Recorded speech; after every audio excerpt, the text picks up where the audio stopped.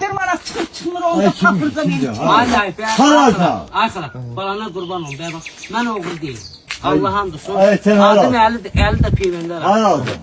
Aşağı ayıfır. Özüm qoylara gedim. Oha, Adamım önce var. şu onu şahat götürməyə. döndürüyor. Abim Dedi pek koyları dedi şahat. Maşın tapanmadım. Kur'an hamdolsun. Ha, iyi, O adam iyi. buraya geldim. Bir Kur'an yan maşına porsu düştüm. veriyorum. Tecelli. Söyleyen dostum taksiden düştüm. Takside beni bir orada dönürüm. Allah'ın dostum ben oğru değilim. Ay taksiye gözlersin. Ben o yaradan Allah'ın. Ay ya yadan ben. Bu kedi o seni. Bunu da ben kırmamışım. Ben prosto Yo, bu da sen beni yine- atladı. He ne ya? Dedim birden çirse cilviyeli dağda. Kim görüyor? Ona göre. Ben kırmamışım. Ha. Allah'ın dostum ben kırmamışım. Ha kim görüyor? Söyleyen dostum ben kırmamışım. O yaradan Allah'a kurban olur. Ben kırmamışım. Xeyr.